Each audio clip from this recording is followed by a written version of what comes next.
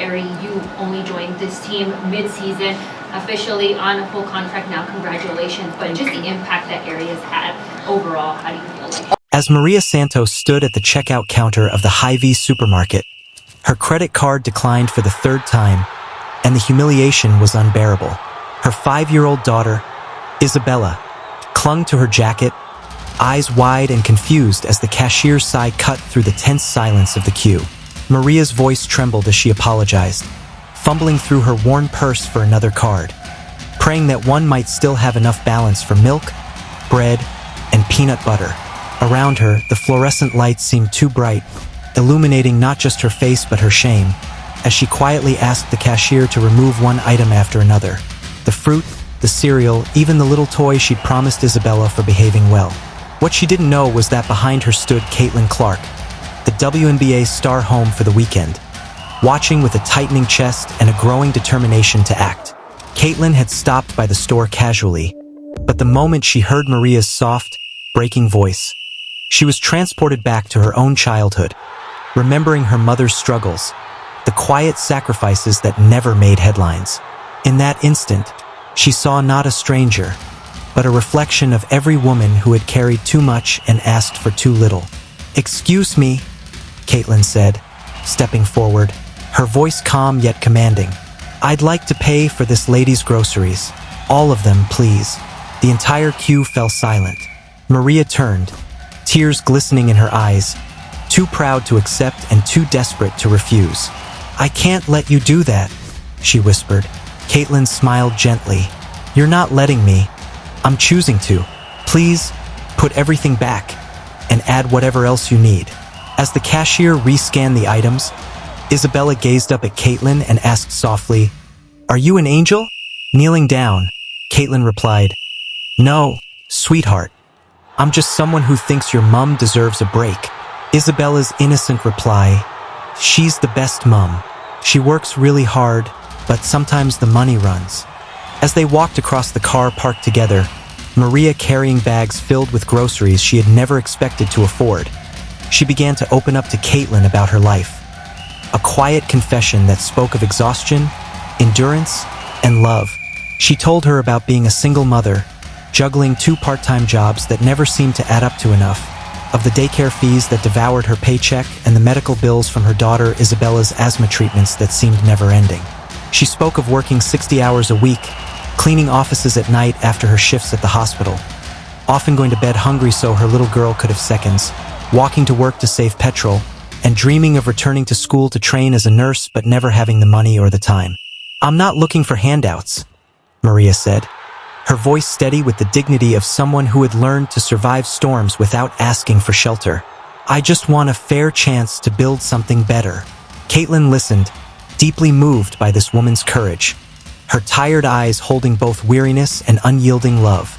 As Isabella skipped ahead of them, Maria's voice softened. "She doesn't know how hard things are. I try to protect her from it, make it all seem normal, but she's smart. She sees more than I wish she did." Caitlin stopped beside her car and turned to her, her gaze steady and filled with purpose. "Maria," she said quietly, "I want to help you, not just today, but in a way that actually changes something. Would you be open to that?" Maria hesitated, suspicion flickering across her face. Life had taught her that offers too good to be true often came with invisible strings. "You don't even know me," she said, her voice low. "Why would you want to help?" Caitlin's answer was simple and powerful. "Because I see you. I see a mother doing everything she can, a woman who hasn't stopped fighting. And because I can help, and that means I should." They ended up sitting in a nearby coffee shop while Score, but very impressive night overall, despite you not necessarily liking the way that you all played. How much of that was effort and just overall game plan? Isabella built towers from colored blocks in the children's corner. Over steaming cups of tea, Maria's story unfolded in full. She had been a straight-A student in secondary school, accepted into university with dreams of becoming a nurse. But when she became pregnant at 19, those dreams were postponed indefinitely. The father disappeared, her family turned their backs, and she found herself alone with a baby and nothing but determination to keep them both afloat. I don't regret having Isabella, she said, glancing at her daughter's laughter across the room. She's my greatest joy. I just wish I'd been able to give her the life she deserves. Caitlin listened silently, and then, with the clarity of someone making a decision from the heart, said, "What if you could go back to school? What if I helped you become the nurse you were meant to be, and made sure Isabella had everything she needed while you did it?" Maria blinked, stunned. "I can't accept that," she said. "It's too much. You don't owe me anything." "You're right," Caitlin replied softly. "I don't owe you anything, but I believe in you, and every child deserves a mother who can chase her dreams." What began as a moment of kindness became a turning point that would ripple far beyond their lives. Caitlin didn't simply pay Maria's tuition. She built a framework of real, lasting support. She covered childcare for Isabella, rent, transport, textbooks, and more importantly, she offered something money couldn't buy: unwavering belief. Under Caitlin's encouragement, Maria not only completed her nursing training, but rediscovered the self-worth she had buried under years of exhaustion and worry. The story might have stayed private, a quiet act of compassion between two women, if not for Isabella's innocent heart. During a school presentation on My Hero, the little girl stood proudly before her class and spoke about the angel lady who had helped her. "Mummy, go to school." Her teacher, deeply moved, recorded the moment and shared it online. Within days, the video spread across social media, touching millions. But what captured people's hearts wasn't Caitlin's wealth or fame.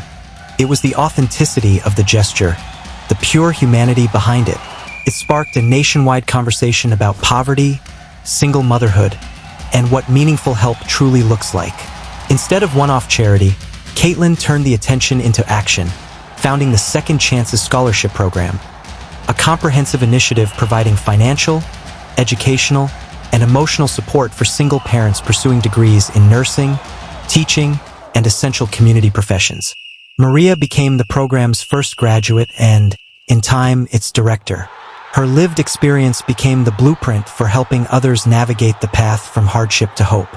She mentored new students, spoke at community events, and used her story to challenge the stigma surrounding poverty and single motherhood.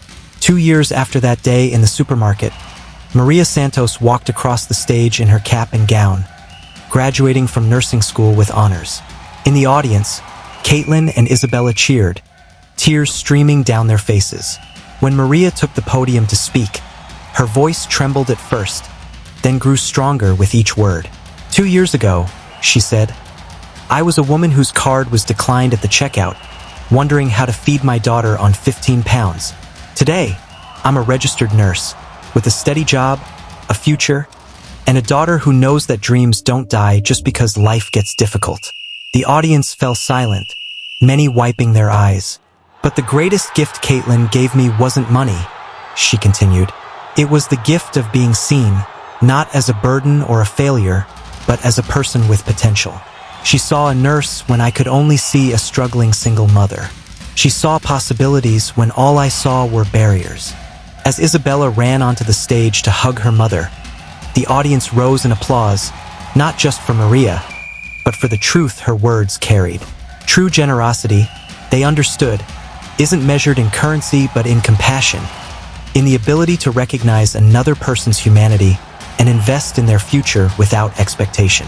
Caitlin's act had not only changed Maria's life, it had created a ripple effect, inspiring others to reimagine what kindness can look like when it is grounded in dignity and empathy.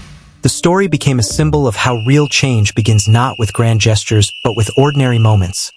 A declined card at a checkout line, a conversation in a car park, a simple choice to see rather than judge.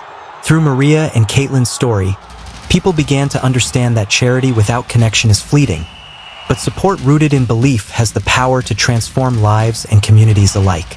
When we choose to see potential instead of problems, when we lift people in ways that restore their agency rather than their dependency, we participate in something profoundly human. Years later, Maria would often return to that same supermarket, now as a nurse on her lunch break, sometimes catching herself looking down the aisles where her life had quietly changed course. She would smile, remembering how a moment of despair had turned into a future filled with hope. And each time she helped a patient, trained a new scholarship recipient, or encouraged a young mother not to give up, she carried forward Caitlin's lesson. That sometimes the greatest difference we can make begins with simply seeing someone, truly seeing them, in the light of their possibility rather than the shadow of their struggle. It was, after all, in that ordinary place, a car park, a conversation, a choice to care, that two lives changed and a movement began, reminding the world that compassion, when rooted in understanding, can turn even the